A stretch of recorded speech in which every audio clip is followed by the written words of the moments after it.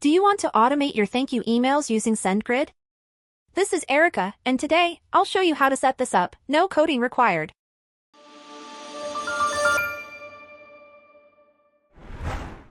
In this video, let me walk you through, step by step, to set up automated thank you emails for our contact form using Zapier. By the end of this tutorial, every time someone submits your contact form, they'll instantly receive a personalized thank you email straight from SendGrid. Let's get started. First, let's head to your Zapier account and click the plus button to add a Zap. For the trigger app, choose Jodoo to kick off our workflow. Then, for the trigger event, choose New Record or Workflow. To connect your Jodoo account, we need the API key. Go to Jodoo's open platform, and under API key, grab your key. Go back to Zapier, and link your account. Once connected, choose our Contact Us form.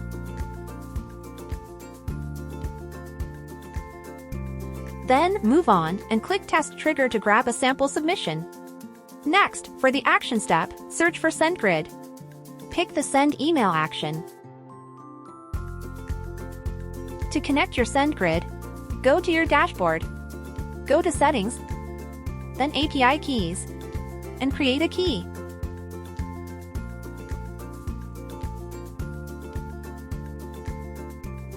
Copy it, save your key. Go back to Zapier, paste your key, and connect the account. Next, it's time to set up the email itself. Map the recipient field to the email field from your contact form submission. This ensures each new contact gets their own thank you email. Then, enter your sender info. Add your email and name. Lastly, set your email's subject and content. You can personalize the email body by pulling in the contact's name from your form fields. If you want a fancier layout, try the HTML and add your own styling.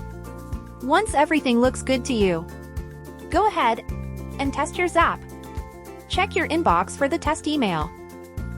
If it looks good, hit Publish to activate your Zap. That's all for today.